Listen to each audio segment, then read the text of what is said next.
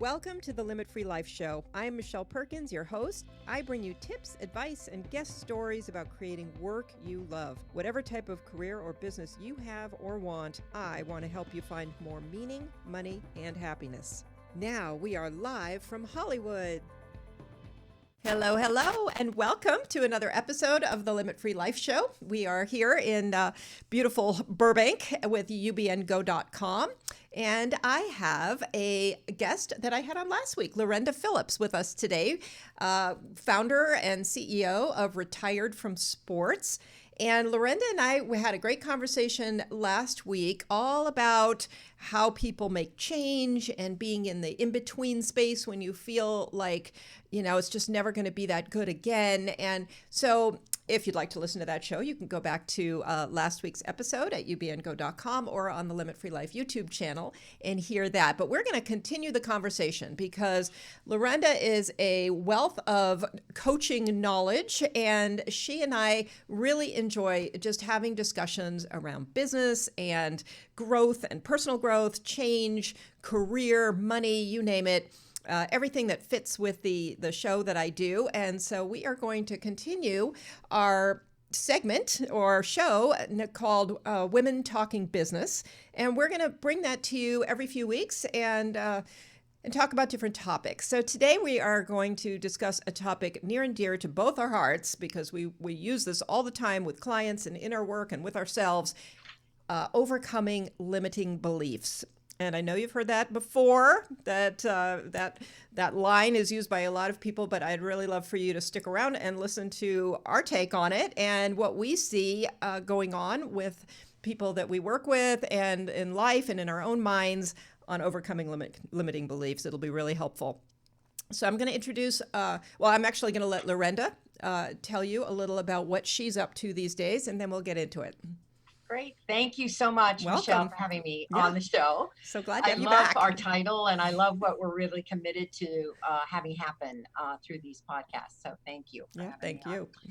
I've coached over 20 years. I've coached entrepreneurs, business owners, mostly the mid-range, $100,000 to, I think my largest client was 25 million. So kind of that area, up to $1 million to 5 million. That is my sweet spot. And then in the last 2 years, I've been working with athletes, professional athletes, helping them in their transition from their sport to what's next. They often have a lot of trouble with purpose, identity, and they really get a little stuck. Some don't, but many get stuck, and that's where I help them. And I met Michelle about a year ago and have really, we're kind of like little kindred spirits. So I'm very, so honored to be on the show and to talk with her in this segment of her podcasts. Well, thank you. And limiting beliefs. It's when you're in the personal growth space, when you're a coach, it's a term that's used so often that I think sometimes we might even lose perspective on how critical it is and how important it is to be talking about all the time. And but it's an interesting one because that's not what people come to us asking for. People don't call us or look at our website and go, I need some help with my limiting beliefs. And that just doesn't happen. But we know as coaches that ultimately, that's we've got to get to that. We've got to talk about that at some point so that they can get to the I want more money or I want a new job or I want a whole new life conversation that they're actually calling us about. Yes. Yeah. I love the topic of limited beliefs. So to kind of, first of all, the word belief it's really good in this particular two-word thing, which is, we actually believe it. Yeah. And it becomes not even something we're aware of saying, oh, yes, I believe that that's what I'm saying. No, it becomes a belief, kind of like the air we breathe. And that's the insidiousness of it, right? That's why I think that we can't get enough of it, even though we're like, oh my God, another mindset thing. But which is another way of, I think, of saying it. Right. But I like limited beliefs because it reminds me in speaking about it that we actually believe it. right? So there's that. And I went and looked at the just a definition to kind of start us there. Okay. So limited beliefs are those which constrain us in some way. Just by believing them, we do not think, do, or say the things that they inhibit. In doing so, we impoverish our lives. I love that. Wow, I love that too. We may have beliefs about rights, duties, beliefs, permissions, and so on. So, yeah, there's nothing wrong with beliefs. Right. It's what we kind of want to shake the tree on is the limited beliefs that we have. So I wanted to say a couple of things about this. Can I just keep going? Of course. Michelle? Yeah. Okay, great. Sure. So one of the things is that, as we move ourselves into new directions, and that's generally why we hire a coach. Right. Is we're stuck, or we have this dream and we don't know quite how to get to it.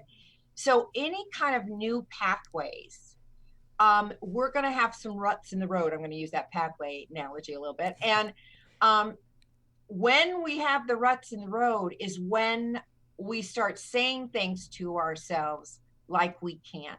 We can't, we shouldn't, sometimes comes up too, but mostly we can't. And fear comes up because we just don't know how.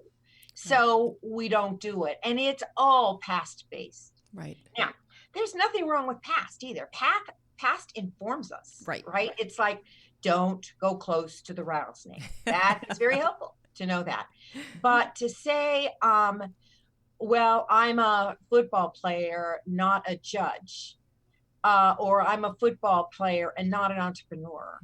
That's from the past somewhere. And we got to uncover that. Right. And actually what you're bringing up is a lot of what we talked about in the last show, which is identity.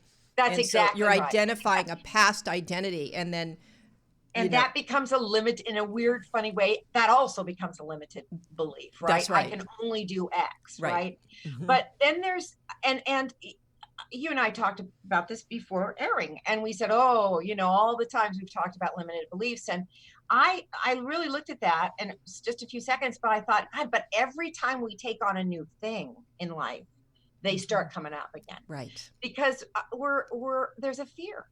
And our body and our brain back there, they're all ready to fight the battle for us, right? But the truth is, it's just something we have to deal with. We have to confront. And confront's a little tough. Mostly we've got to question it.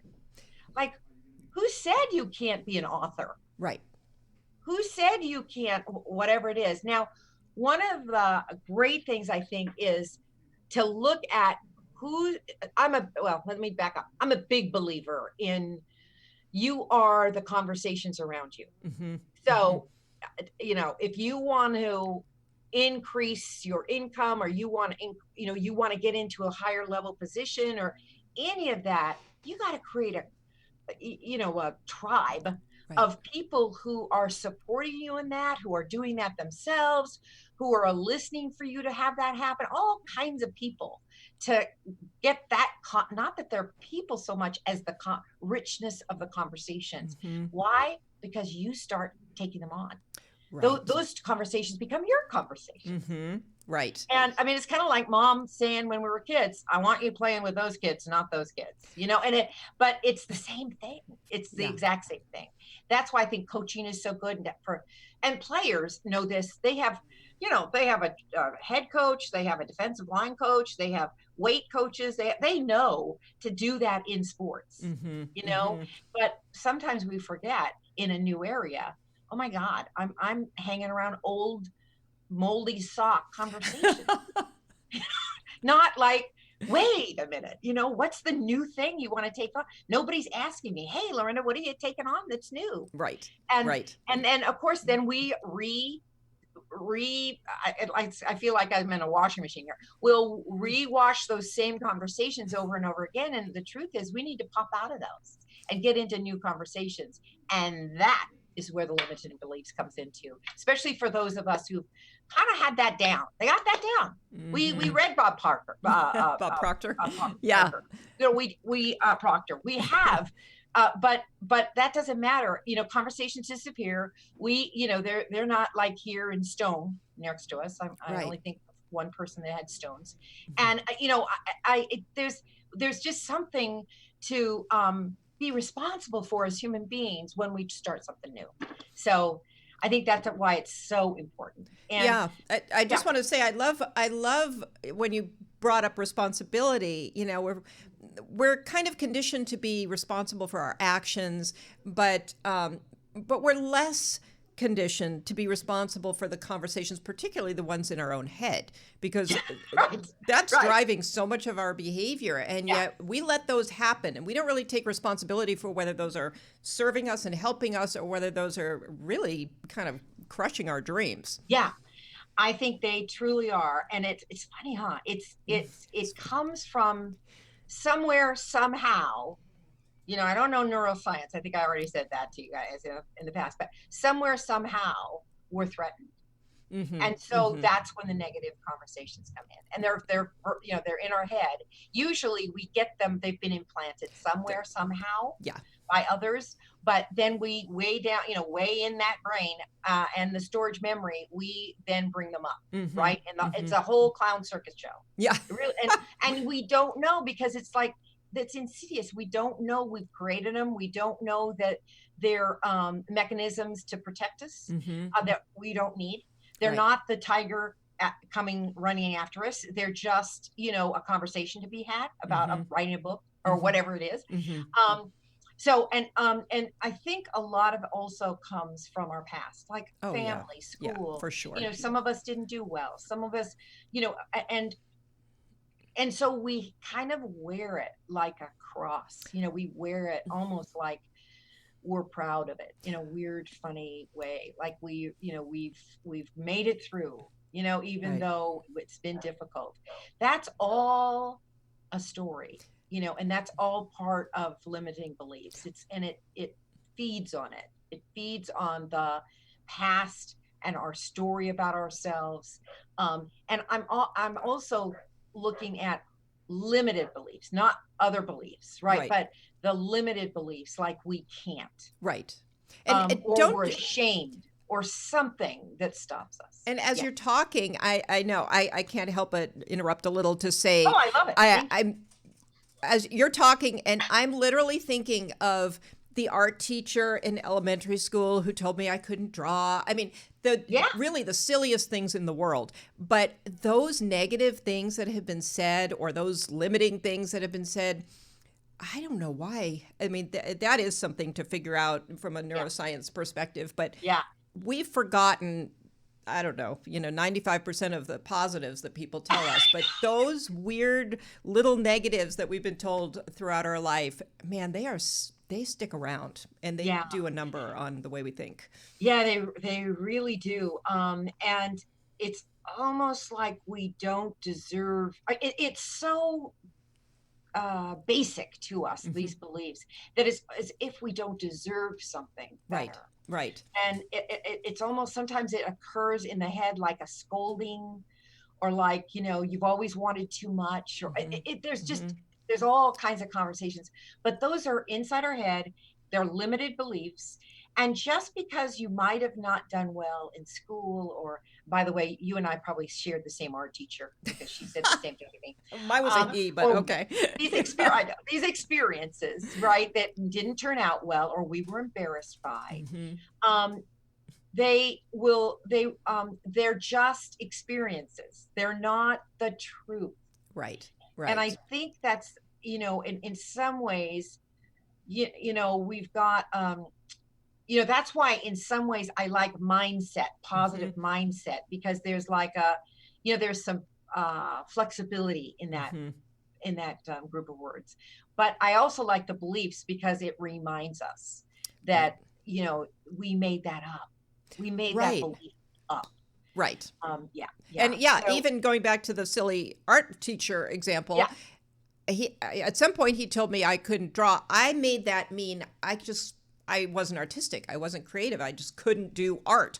And, later in life, I spent 10 years in a pottery studio, and I realized, how ridiculous that was, but how how much bigger I made that. And Yeah. it was really interesting. Yeah. Anyway, but And we do no, that no, with a no, lot of great. I things. mean, teachers and family, I think, make Hmm. big imprints on us, and especially when they might not even been said to us, like the art Yeah. teacher to us. It could have just been maybe dad, didn't make enough money or something. Hmm. I'm just trying to think. Exactly. And then maybe something was said about that in the family, Yeah. and then one takes out as they become older, oh, don't risk that, don't risk that, and they may not even line it up to, oh, their dad risked, Hmm. but Hmm. that's what happens. they Right. they take they glom on, as you said, to the negative, and then it just stops them. And I've seen this, by the way, with my brothers. Hmm. The daughter, the sister, my sisters, I have two sisters, they are entrepreneurs, man, and they are just killing it. And we were all raised in the same family. Isn't it amazing? Hmm. But Yeah. they're just killing it. And my brothers, they took certain jobs that were not so risky, and they're fine. Their life is good, right? Right. But I could see they stopped. My brother probably could have made at least AAA ball, and there's a few things, and he Mm. just stopped Yeah. himself. And I didn't know enough at the time to talk to him about it. He's 2 years older than me. He probably Hmm. wouldn't have listened anyway. But No, um, probably not. but anyway, we're stopped now. I also thought, well, let's look at a few examples from me, Hmm. so people can kind of see this too. Is, I did write a book. I wrote a book about athletes, and I kind of had done a lot of research, so I thought, oh, I haven't seen a book about this. Now, Hmm. some of the athletes wrote about their own experience and their own transformation and evolution, and that was great. But I thought from this point of view, it'd be cute. And and then I saw, and I mean, I poured my heart and soul in it, and it ended up being like 40 pages. Mm. I thought, well, that's not big enough. That's not a real book. That's, I don't know, a big business card or something. I don't know what that is, or a brochure. And so I kept fiddling it with it. And finally I just said, Lorinda, that is limited belief. Mm. Just let it go. Give it away to people, that it certainly will support you in other ways, marketing, blah, blah, blah. But also, somebody might glean something out of this and it'll make a difference. And that's Hmm. what you want to do. Right. So but it was like months that I was like hemming and hawing, and I get the folder out and relook at all the things. And I'm like, well, I had all this and this. The other stuff would just be kind of made up that I Yeah. didn't do really. Anyway, so there's that. And it was just, I wasn't, and this is a similar one. I think sometimes there's motifs in our limited beliefs. And one of the motifs that I have that stops me is I'm not enough. Mm. It's not enough. I didn't do enough. Something Hmm. Hmm. something about that. So Right. I think I'm saying that because I think for a lot of people that, I'm a human being, and I know I'm not, special in the bad things department. I know there are a lot of people that have stuff that stops them. And so there's that. The other thing I noticed, oh God, just at the grocery store. Was I at there last night? Yeah, I think I was at Trader Joe's last night. I'd gone to Los Angeles and coming, with my shopping cart. And, this woman kind of got in my way a little bit. And you don't ever want to do that when I'm in the grocery store. And, I had started having a belief about her. Right. Mm-hmm. And then I thought, now, Lorena, come and just practice this. Just say, oh, thank you for sharing to my mind. And then I just started a conversation with her. How are you doing? How's your day been? Oh, and she kind of woke up a little bit. Mm. And she's like, oh, it's been great. How's yours? And, oh, I took my son to basketball practice this afternoon. I just had a whole conversation with this person. Right. So instead of a block in what I wanted to have happen, I had a relationship, and it was just for a few minutes, with a woman I never knew before. And it colored my evening. Yeah. So and it could have really colored your evening completely in a negative way had you not done that and you kept going down the path you were on. Yeah. Totally, because I can go quickly to how selfish people are, and just the bad side of human beings, my underbelly, the bad side of me. And it's not who I am at all, but there's something that comes in, gets triggered. And the thing about responsibility is I could either have gone one way or the other on that. Mm-hmm. Mm-hmm. And I just don't want my life to be about complaining or how it's not possible to create a great life. Right. And that's really what you and I are up to, Well, and is you took helping full people. responsibility for Yeah, your own thinking in that yeah, moment. And you did it quickly because you're so yeah, aware. You've yeah. worked so No, hard on yourself over yeah, all of this time that you've got that almost now, instead of reacting the way you might have reacted, 20, 30 years ago, your reaction is to check in on yourself. yes, What's it going really on with is. me? And I I have do a that lot too. I of love that. that. I mean, Yeah, that is really empowering that yeah, yeah. you can do that. And I'm in this new area, right? I was I'd coached business owners for Hmm. years, and got, we get good at it. Yeah. We know how to market it, we know how to what the basic principles are, we know what we're good at and what Right. we're maybe not so good at. Hmm. So it doesn't mean that you feel comfortable in the role. All right, Right. that's certainly what I felt. Right. And then I came into this one, and I'm like, half the time I'm like, what the heck were you thinking, girl? But I love it. It's just that it's different, and Hmm. it's really sparks up, things that don't work. And one of the things, I was at the LA. I went to the new XFL league in LA. They're called the Wildcats. Of course, I Cool. would be associated with a team like that. And I was invited. I had VIP tickets. I know the executive of that new team. So it was really great, and was there, met the head coach, met his daughter, met lots of VIPs, which was fantastic. Then the next day, which was Monday, President's Day, they invited me for a 4-hour meeting, with everybody, and do it a little more formally. And Okay. that was set up a week before. Okay. But then the morning before, but morning of, I got a call. Well, it's going to be another hour. Oh, no problem. No problem. Well, and then about 15 minutes, well, we're not going to really do the 4-hour thing. And the first thing I thought of, and the very first thing I thought of is, oh, here we go again. It's like, oh, really? Hmm. Because maybe the viewers, I have had a difficult time getting into the market. Right. So I'm like, oh, really? No. And then I thought, and I was on the phone with him. So I'm like, do not do this. That's the past. Do not do this. And like, I think it was a nanosecond where I just said, all right. And so I listened, and I was listening. And then I thought, uh-oh, they lost their game yesterday. Okay. They lost it a week ago. So that's 2 in a row lost out of 10 games. They've got some issues, right, that they're dealing with. And so I said, well, I'm here. Is there any way that I could have lunch with you and just get to know you better? And I have no expectation of meeting people. I'll just let's talk to you and me, and we can see, put our heads together, and let's think of something new that maybe is in the next couple of weeks. Okay. He said, oh my God, Lorinda, that's such a good idea.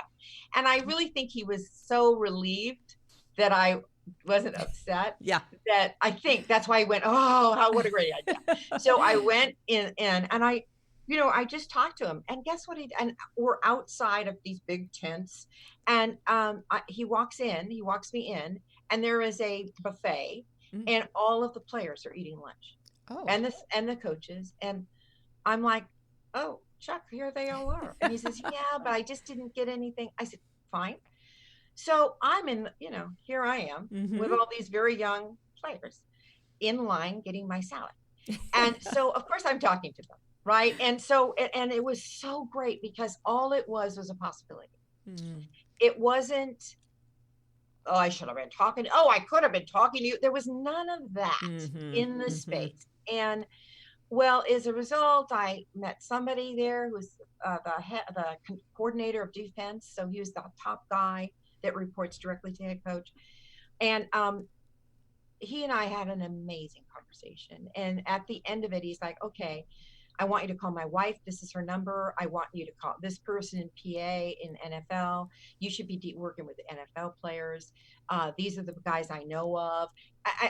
It was like, it was so much. It was like a fire hose, coming at me. Right. And Chuck, the guy that connected me, and I'm just telling all this just so you can kind of hear what a difference it makes to just switch the conversation, Mm-hmm. is he heard me talk to Otis, and he saw on the field, literally and figuratively, that I can make something happen without pushing, and listening Mm-hmm. and giving them, some support. And he's like, I see now, Lorinda, what you do, and you should be in the NFL. And I will connect you to this person, this person. I mean, Oh, he had a whole wow. laundry list himself. So it's I think that is being old.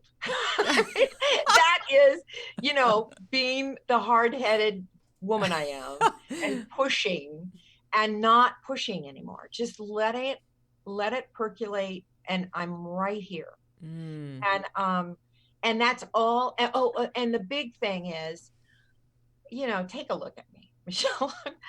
I'm 67, I'm white, I'm not athletic, right? And who am I? And this is perfect. Who am I to think I can help these guys? And that is the running dialogue, that's in my head. Okay. So I always have to fight it. Like, who are you? Are you kidding me? You're the only one that knows how to help me. So I have to really kind of amp it up a bit. Yeah.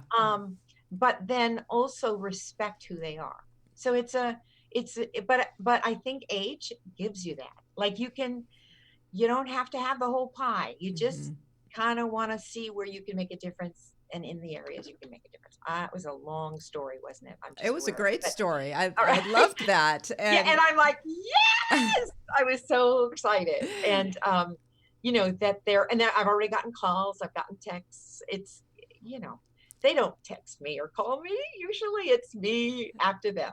So it's lovely. That's fantastic. Congratulations. Yeah, and I love that story. And I also, there's a lot in there about limiting beliefs that I could kind of pull out. I mean, for one thing, your own personal limiting beliefs, which you dealt with quite well. You could have gone a lot of directions. You could have just run away. You could have been intimidated, thinking, "Oh, they don't want to meet with me after all," and just sort of slink away, or I've done that too before, Michelle. So in this 2 years, one of the reasons why I haven't been successful is my own limited beliefs. So thank you for seeing that. Yeah. I hear that a lot from people actually who are either, I don't know, they're in business and they're trying to attract certain clients, or they're career transitioners who are going out for job interviews, and they read so much into these kind of events. Oh, he canceled on me. He changed his mind. He doesn't want to talk to me. And you have no idea what is really behind that. But to go to that story immediately and that conclusion is limiting. It's totally limiting. Yeah. I mean, if you go to the conclusion, I don't know what happened, it's not going to happen today, but it's going to happen, next week, I'm going to make sure of it. That's a different thought. And again, the beliefs are just these thoughts that we have over and over again, which as soon as you know that, oh, well, hey, thoughts can be changed. And that can be changed. Absolutely. As long as you're aware, that you need to pay attention to it, and then stick in the thought that is going to help you, not the thought that's going to make you, hightail it out of there. And I think a lot of it is hightailing. I mean, it really is. Run for the hills. Run away. Hightail it out. That's right. It really is. Or you do something that trips yourself up, and then you're right about, oh, you see, I wasn't ready, or whatever, right? That And I like the way you just let it happen the way it was going to happen, the new form it took. And when I'm listening to you tell that story, I'm thinking, well, maybe that new form that it took was actually more advantageous than standing in front of the room and giving a talk. You had one-on-one conversations with people you might not have otherwise had. Totally. And the Otis, who's the defensive coach, for the whole team, he kind of said something. He said something, right? He's been in the NFL. He's been in this game for a long time. He's probably about 55. And it's been his whole life, right? So, and very sweet. And I, and he's kind of emphatic, like a football player can be, emphatic about his point of view. And I said, well, if you don't mind, I have another point of view. Would you be willing to Mm. listen, or should I just be quiet? I said, no. I mean, I said it like that, right? Right. Charming, in a charming way. And he said, no, I would be willing to say it. And as soon as I said it with utmost respect. And I said that in the beginning with utmost respect. I just see a little different. And I said, this is what I see these guys as in the future. Mm. And I said, and I got it. It's not all of them, but it's a lot. Mm-hmm. And, I just, from my heart, I trusted my heart, which I rarely trust. Mm. I always trust my head, but not my heart. And he just, that's when he started to say, he said, call my wife. Here's her number. Here's my number. Here I can get you emails. I worked at PA, the Players Association, which is a union for NFL, and these are the I can do all these things. And I just and I said, oh, and I didn't even go back to, I don't know, like I was right or Mm-hmm. any of that. It was all like, Lorinda, you're getting what you want right now. Mm. So I think also part of letting go of limited beliefs is to really it's to let go of the conversation totally, so Yeah. that you can receive something new that you don't have to fight against. Mm-hmm. Mm-hmm. That it's I don't know, it was superb. It Yeah. really was superb. I'm looking forward to my relationship with all these new people that I met. Oh, I think that is so exciting and Yeah. such a good story about how Yeah. you allowed that to, Yeah. come to play out. Yeah. Go ahead. No, and the other thing too is to see, one of the things I definitely want to cover sometime in this Okay.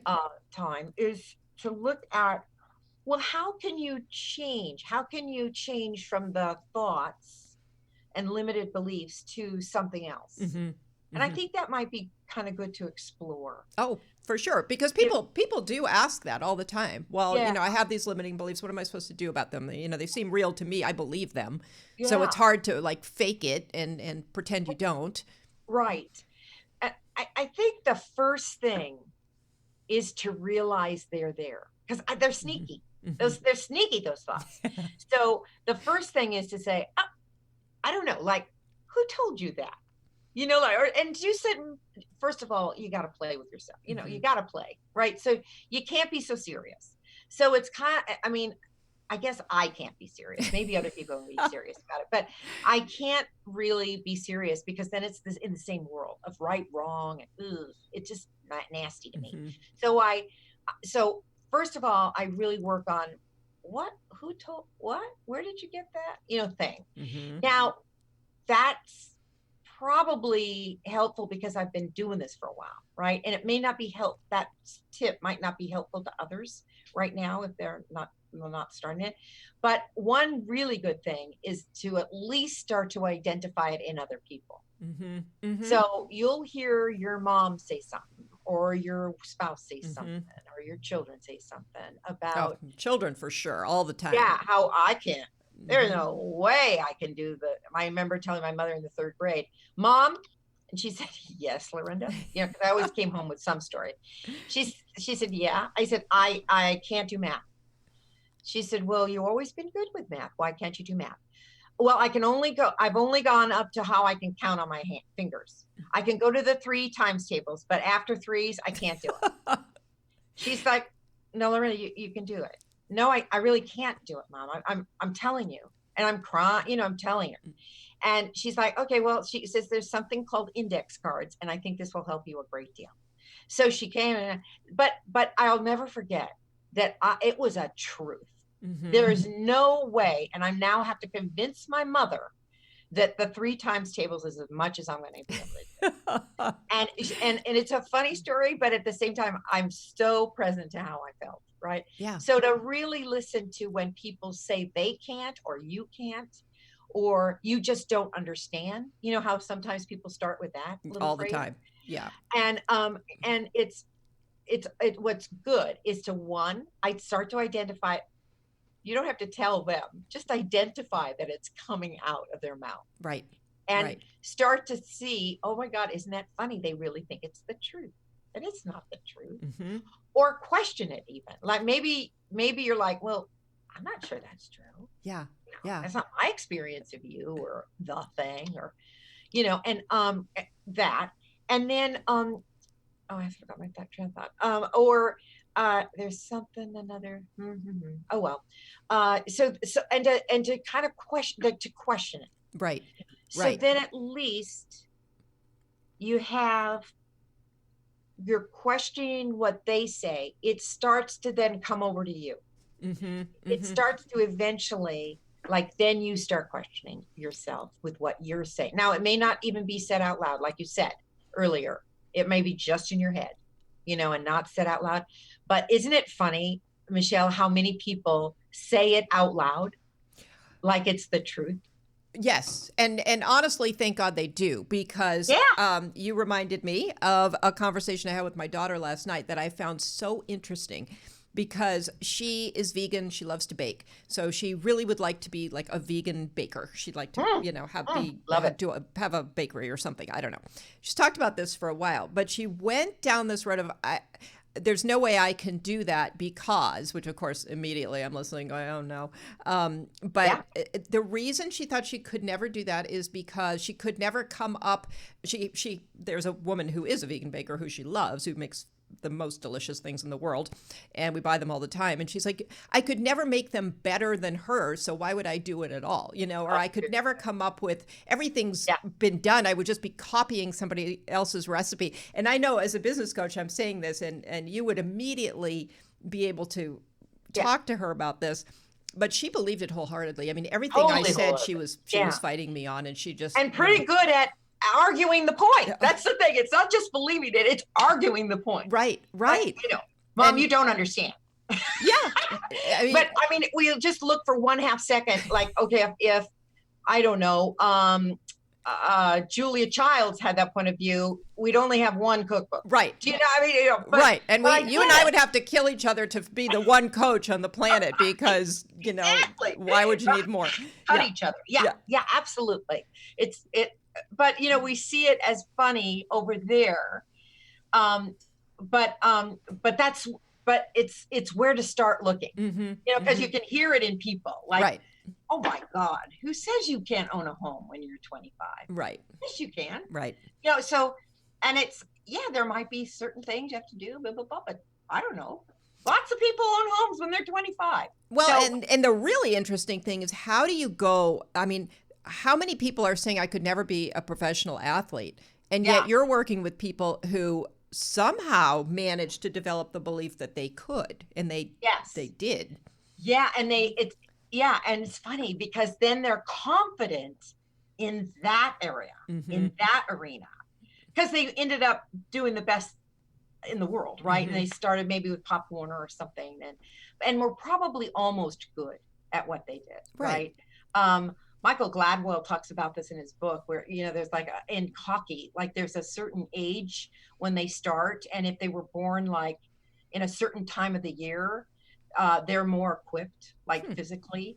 And so there's a whole thing about, I'm ready, I'm the one, right? But then when they leave sport, they don't, then here we go back into identity, right? They don't see themselves doing something else. Some do, but a lot don't. And then that's where, as I said, that new pathway, that's where the limiting beliefs start. Like, oh, I can only do this. Oh, my best days are behind me. They're 23 years old, right? 25 years old. Oh my God. I just want to, like, okay, let's all take a breath. because believe me, this will be a great highlight, but this is not, let's leverage what you have as a football player to do what's next. But they that's what happens. And that's how, I love it that you and I work with transitional executives, and all they need is a couple of no's, and a certain age group, and they're in that, I'll never be able to get something. That's right. I'm too old. Or I'll have to really downsize myself and my expectations, or whatever it is. They've kind of lost the game before starting. Yeah, and they often go to that very quickly. They start out wanting to maybe move into, a comparable or better position, and about 5 minutes later, they're like, well, it's okay. I could take something lesser, and I could, and we haven't even tried yet. But again, that's that the limiting beliefs have been working on them, saying, That's "Oh, maybe that's you're exactly aiming too right. high. Maybe you Right. it's not going to happen for you again." So Yeah, and with those thought guys, with those smarty pantses, a lot of times it's like, yeah, well, I used to make fun of these people, or hmm I cut them, I cut them at the knees, or and so they see themselves hmm now the victim of hmm that, and that's all made up, yeah, yeah. all made up. Well, victimizing yourself is a limiting That's belief exactly right. pattern in itself, That's but exactly right. yeah, Yeah. yeah. Yeah. I wanted to ask you something with respect to the limiting beliefs. For one thing, as you were talking, it reminded me that if you can learn how to be aware, identify the limiting beliefs, turn them around, and focus on something more empowering than that, Yeah. you will be able to do that throughout your life over and over, because the reality is, you're going to fall, you're going to get up, you're going to fall again at some point That's and have to get really a up good again. point. So That's a you great build point. this, set of skills that you can Yeah. use forever. Yeah, So, absolutely. And yeah, I say in term, I've got a little video that I did, and a lot of it is, you got to get used to failing hmm and getting up, hmm because you're going to fail and get up a lot. well, and And the it's irony is your players are falling and getting up throughout the game, like, throughout the the game, entire right? time. Yeah. I know, Yeah. I know. And I think they think that they should be able, that's why the shoulds come in too. hmm I should be able to just handle this. I mean, hmm I was Yeah. the top thrower in the NFL, yeah, I get it, but Yeah. you're having trouble right now. So, Right. Right. and this conversation you're having is limited in a weird, funny, it's keeping you in a box, hmm in a funny way. So let's get the box out of the Yeah. room, Yeah. and The let's create word something. should is super interesting. Sorry, I'm interrupting you No, no, again, no, but I love it. um, Yeah, should is, yeah. because it almost sounds like it's not limiting, but it really is. And I've worked with a lot of people too who are very high level, who are basically sitting back in their chair going, people should be coming to me. I've done so much, and they're Yes. not. And so that, Well, that's again, maybe they're right. Maybe they should be coming, but they're not knowing about you right now. They don't either yeah, know you're out of work, or know what you're doing, or know you want them to call, whatever it is. yeah. And regardless of whether you think they should, that in itself, like you say, is a limiting belief, Yeah. because you're not trying. You're sitting back waiting. Yeah, right. It reminds me of a girlfriend who said, no dates are coming knocking at my door, Lauren. I said, yeah, it's kind of the truth. Get rid of the television flicker and go out and meet some people. I think maybe I'll be doing a little better than that. So, Yeah. there was a thought that I had about, oh, I keep forgetting things. Okay, so it was that one. Oh well, doesn't matter. I'll remember. Well, you were talking about people knowing where their limiting beliefs come from at first, Right. and Yeah. then we're talking about replacing those limiting Oh, beliefs. yeah. The other thing is when you get them, and this is something when you really want something, like you feel stuck and you're like, what in earth? What is going on? Could be your daughter, it could hmm be me with, how I also had shoulds, like by now I should hmm be getting clients, Right. come on. But one great thing to do is to have fun with it, like exaggerate it. I had a corporate executive exaggerate his when he was saying, God, Lorinda, I mean, something like you just said, that's what had me think of it. Um, I'm known, Yeah. I'm known in my industry. And they all know I don't have work now. So they should be, come knocking at my door. I don't hmm understand. hmm And so they're not even returning my call, like that, right? Right. It gets bigger and bigger, and they get a bigger story about how bad it is. And I'm like, oh, let's act that out now. And he's like, what do you mean? I'm like, no, you be you and I'll be them, or do you want me to be you and you be them? Oh, I'll be them, Lorena. You be me. I'm like, okay, great. So I like really go crazy with it. Now I've done that on the phone, but I've also had them write it, right? hmm Like really, some guys some of my executives have been good writers, so there's no problem. Some aren't. So I do it like in acting. hmm And it's so great because they see really how silly it is. Yeah. I mean, they say that. Mm-hmm. The guy that I have in mind said, "Oh my God, Lorena, how can you hear me? How can you listen to me?" I'm like, well, I'm like, because, we have to get to this point because you said it all, and now you said it way all, and even more exaggerated. Because I go like, okay, no, I'm going to exaggerate it now 5 more times. Now I'm going to exaggerate it 10 times, and they're just like, "Oh my God."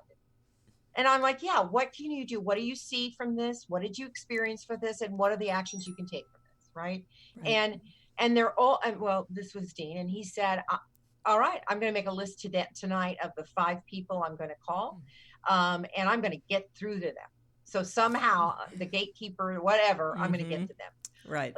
That man had a new job at a very high level executive position, I don't know, within 2 months. And he had been working almost a year trying to get a job. Wow. So it's yeah. I mean, you could say, well, he was finally worn down. I mean, and it was a good job. He did not have to go down in terms of his income or his level of expertise. Right. So, and he is 55. So, but he had that, and I used to make fun of people like me, Lorena. I'm like, yeah, here it is coming back at you. Right. Okay. Yeah. But it was all around a belief that he had that he was over. And the athletes, same thing. You have no idea how many guys have said to me, well, I'm really at the end. It breaks my heart, Yeah, it is heartbreaking because nobody should be at the end until it's really the end. I mean, exactly. Yeah. And then, even at the end, it's like, there's always something to do and contribute, and always. That's right. So, I have to tell you, we're at like 5 minutes here. Yeah. Oh my gosh. I know. Zoom's right by. I wanted you maybe to just touch on something, the idea of I can't versus I won't. And we'll just kind of, because I think it's so important for people to make that distinction. Yeah.